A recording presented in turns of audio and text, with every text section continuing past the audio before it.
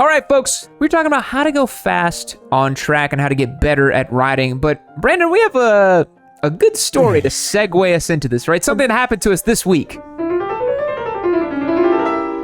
A bit of a story. Well, I guess we'll start off just what our day was. We were doing the Scrambler versus Scrambler. That's Ducati right. and Triumph. My desert sled personal bike, beloved motorcycle of mine, versus the new kid on the block, the Triumph 1200 XE. Yes, nice a bike that is slowly stealing my heart. That's right. You actually ended up enjoying a Triumph. I did. It was a bit boring when we started going back home, though. I will admit. But it was very stable going 100 miles an hour for being as big as it is. Well, it's because you're on the highway and you're like, it's not a V4R. Yeah. I can't just... Well, that and it was just straight. It's 130. It's straight. Yeah. There's nothing to do. But so we're out filming. You and I, we're on a nice twisty road. We do a little dirt loop, which was fun. Then we come back. We're sitting at a gas station, and a gentleman comes up, right? Yeah, gentleman comes up. Big fan of the channel. Yeah. Wants to talk, have fun. We realize he has a ZX4 with a full system exhaust. That's right. Of course, we have to go see it. A full Yoshi, right? Yes, full Yoshi. Full Yoshi pipe. Yoshi carbon exhaust, Yeah, so we were like, dude, we have to check out this bike. Yeah. We'll step outside. He's like, dude, I got it, because I watched the channel, big fan. It's a new rider, 3 months of riding, very important. Started in May, if I remember. Started in May, yeah. So we're checking out the bike. He's starting it up, revving a little bit. I'm like, dude, that's awesome. And we're gearing up.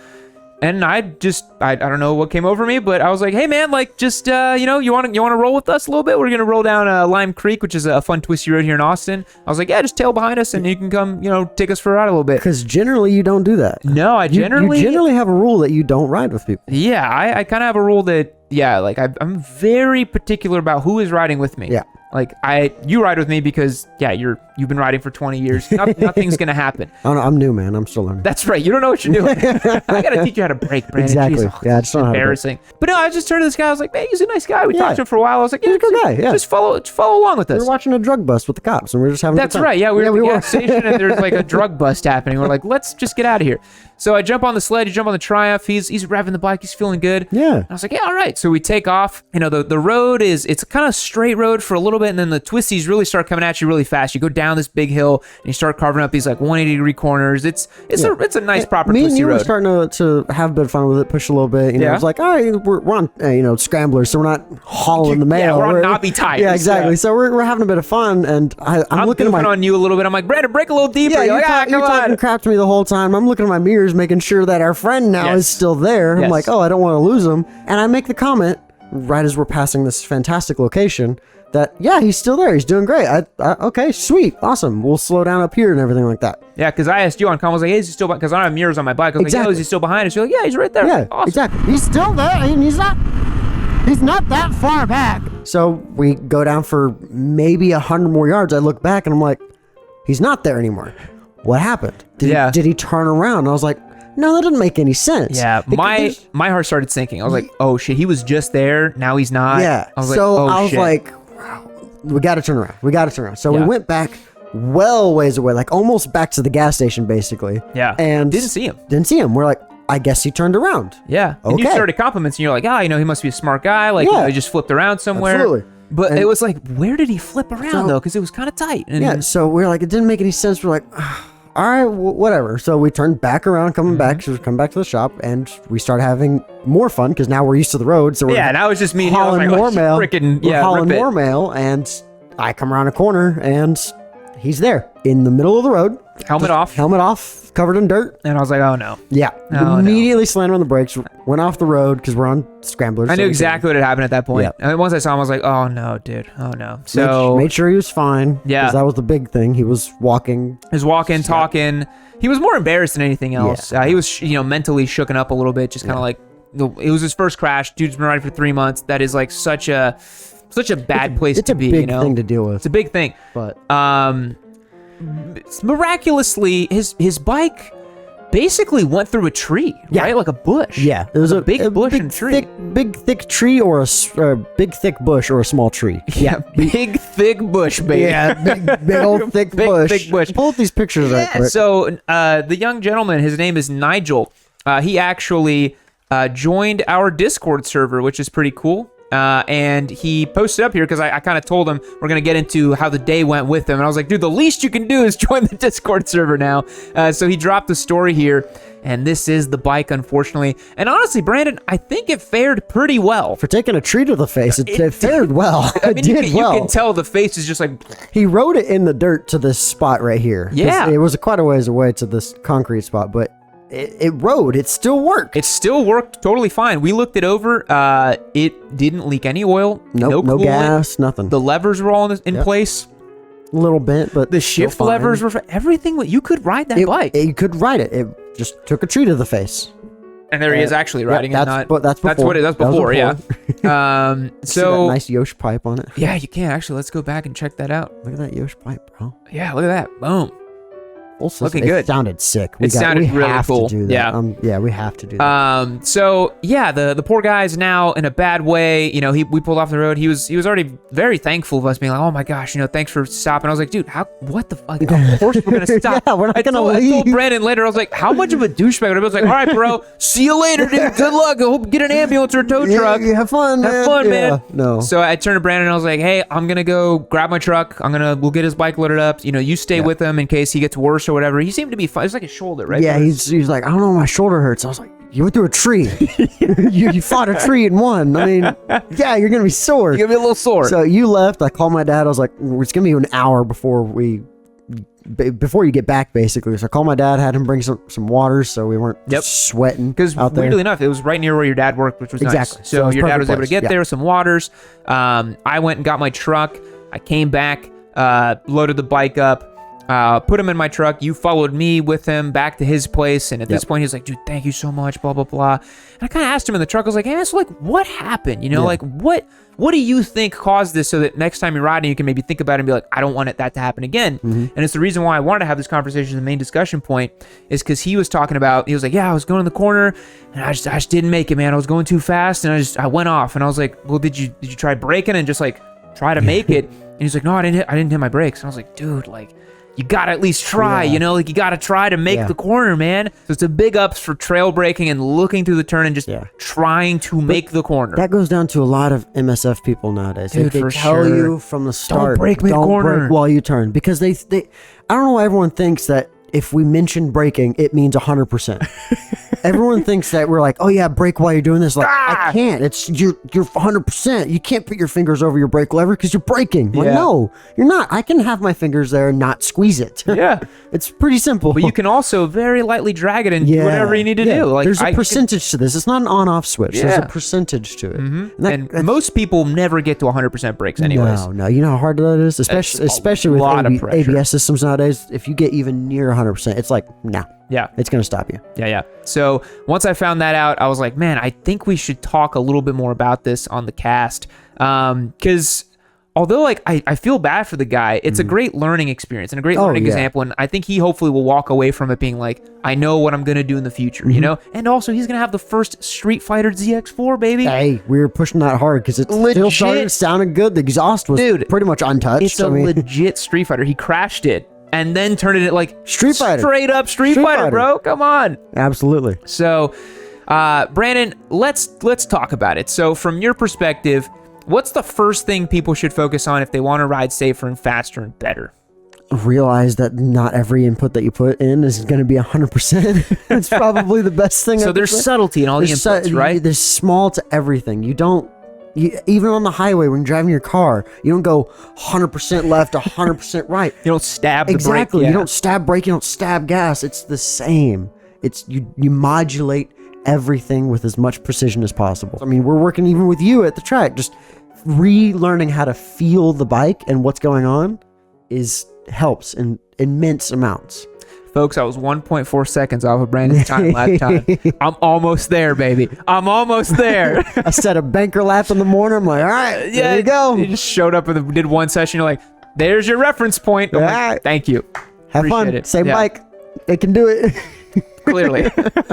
Yeah, I agree. You know, like everything on the bike is subtle movements, sophisticated, like subtle, like not stabbing, not grabbing, like, and realize that you can use your brakes mid-corner, guys. Oh my goodness. Like, try to make the turn, like look through it, break into it, and just try to make that freaking turn. Because if you don't, unfortunately, you might end up like Nigel and just run wide when you might not have even run wide, because we were talking about it and we were running 50%. We're on scramblers. We're not pushing so much that we are going to crash. I want to mention this again because subtlety. I posted this in the Track Days channel here. Thank you, sir.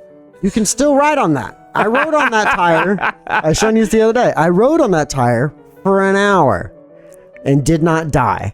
Yeah. So subtlety is key. Now, this is an extreme example. Yes, this is a very extreme example. On an this endurance is bike still 600. Possible. Crazy. No, this is 500. That's a CBR 500. I thought this was a big bike.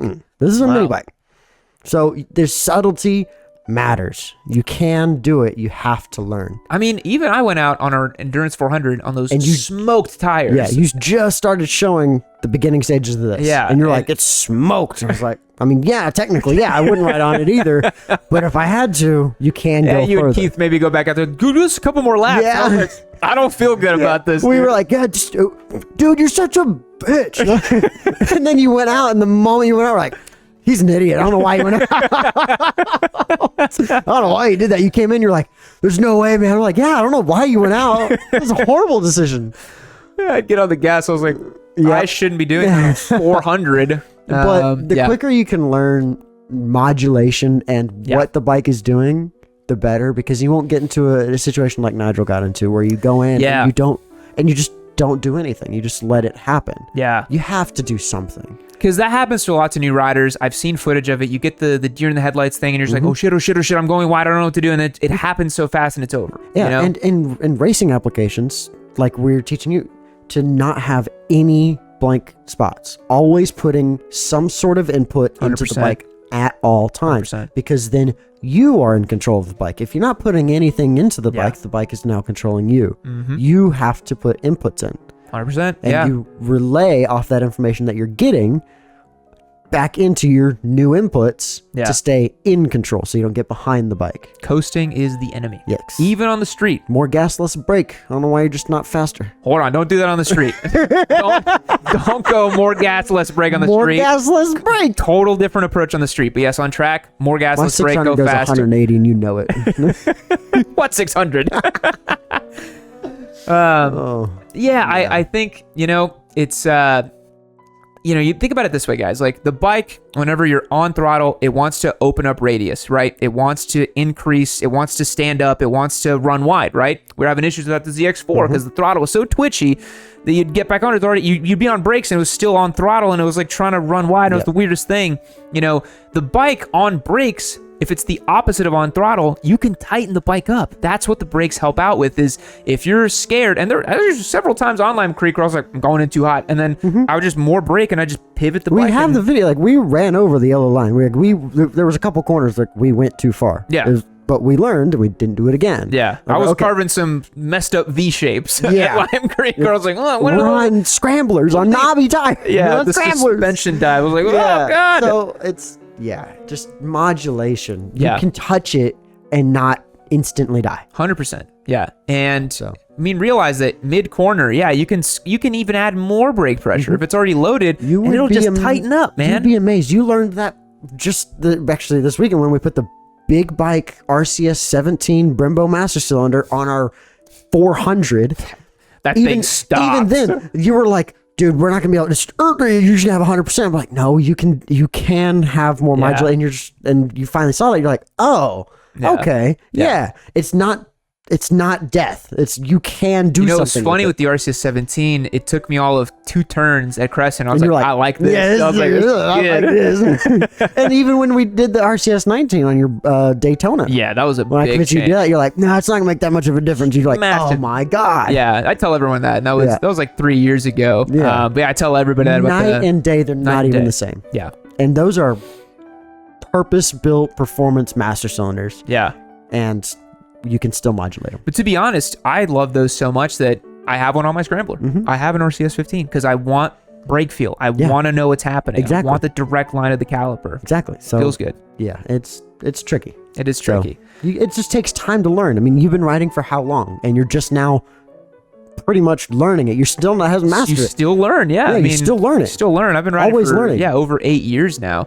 And you went backwards in some people's eyes to a 400, and Yeah. you're learning even more. Learning more, and I'm arguably the fastest I've ever been because I went back to the little Exactly. bike. I've been riding for 23 years, 20 years of racing. Yeah. I'm still learning. I'm not the fastest guy out there. Yeah. I'm okay with not being, but I'm still learning. It's just there's a gap between our two knowledges. Exactly. And there's a gap between your knowledge and Nigel's, for instance. You're gonna learn it at some point. Unfortunately, to really iron it into your DNA that it's gonna happen or you can learn is crashing. Yeah. That's why we go to the track, though. Yep. Because we don't ride street because we don't want to crash on the street. Yeah, I think about if Nigel had that happen on track, Yeah. he would have just gone off. He might have still crashed in the dirt or something if he was still at lean, but it's unlikely. If he had stood the bike up, he just went off. He wouldn't have gone through a tree. Wouldn't have gone through a tree. Yeah, there's no obstacles. And there's an ambulance standing There's by. an ambulance in at case all something times. really did go wrong. Exactly. But he would have just gone wide, and it's the right place to learn. And then really, like, you and I dick around on the street because the pace for running versus racing is Minuscule. nothing. Yeah. So Like we're doing Lime Creek, we're playing around. yeah, we're like, talking the whole time. We're Yeah. just talking. And we're like, hey, what's going on? And we're like, oh crap. Oh Yeah. crap. Yeah. So Yeah. it takes time to get to the point where everything happens in slow motion. It's Exactly. not going to happen instantly. Yeah. It's going to take years and years and years of constantly testing yourself and learning these things and putting yourself into positions that you don't understand to start understanding them. Yeah. Because that's what a lot of these street guys do. They're like, oh yeah, I have 25 years. I've been riding. I know everything. You don't. You don't. You don't. No. You know your roads very well. Yeah. Congratulations. You can successfully go down your roads. Yes. Good job. Doesn't you mean can you're good. you can take your 600 to 186 miles an hour Yeah. all day. Cool. Awesome. Not Have the fun. same thing. Yeah. One thing I want to talk about too is, as you build up, to your point, it takes so long. It takes so much longer than you realize. Like I was naive when I started doing track days and racing. I was like, oh yeah, within a year or two, like I'll be like really fast. No, dude. And even till recently, when you did race and then you stopped racing, it disappears quick. You were like, oh, I've been riding. It's not the same because you didn't put yourself in the situations to keep learning. So you plateaued. And when all of a sudden you raced again, you weren't as fast as you thought you were because the pace overall increased. You didn't. Yeah. So now you're slow, in other words. So and it's an eye-opening event. Like you had an eye-opening event at Houston. the first round of this year, Yeah, a kid comes around and you're like, are you okay? And you're like, I'm trying, man. Yeah, that was embarrassing. Like I was at the practice lap, and it was my first round back of racing in like 3 years. And yeah, like I'm out there Trying. trying to do comes around me, looks back, he's like, are you mechanical? You okay? Like, no, this is me. Yeah. And I remember I pitted in. I was kind of like, I don't know if I want to be here, man. You came to me, you're like, I don't know if I want to do this anymore. And I was like, why? You told me the story. I was like, yeah, I haven't. Yeah.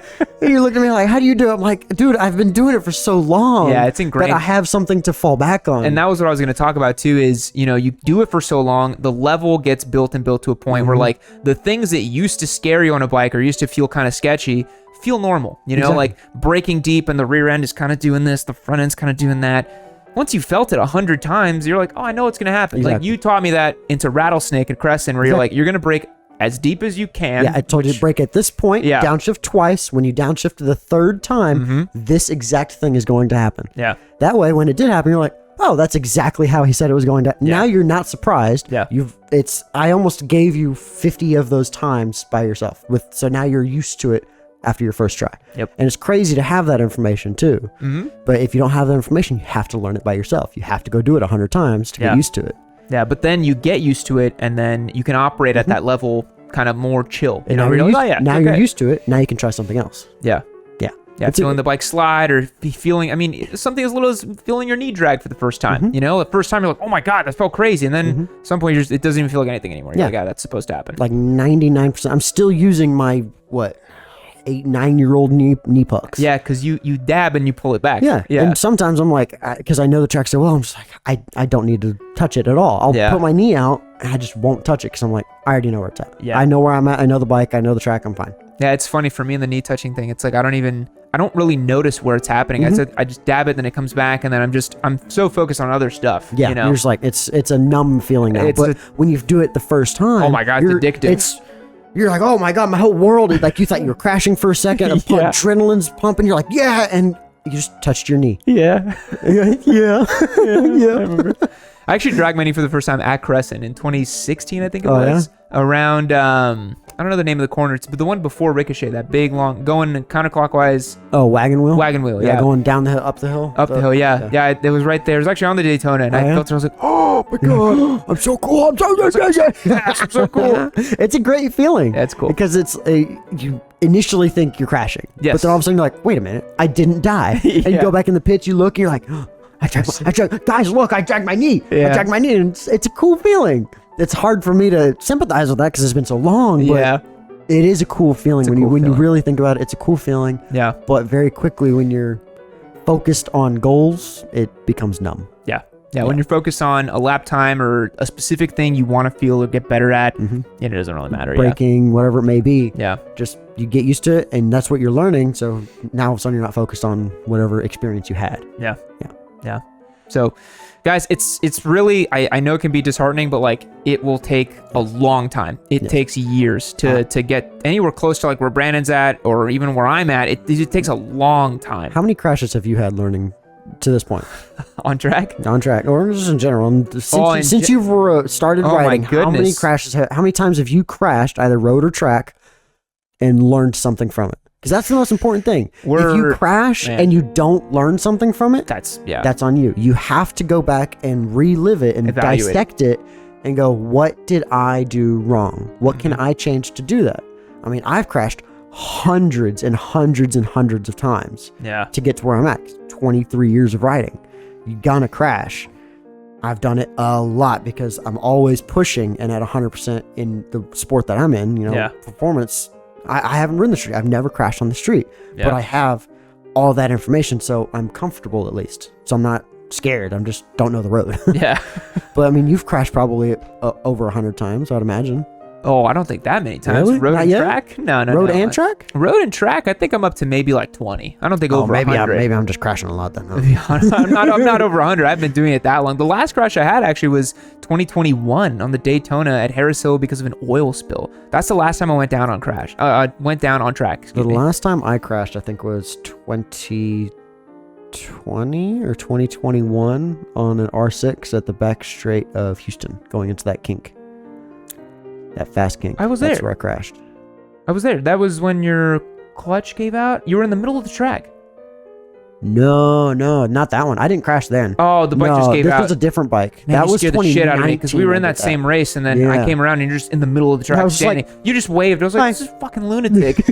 No, that was I seized the motor somehow on the 600. I don't know how I did it. No, the transmission. I fucked up the transmission. Yeah, that's what happened on that one.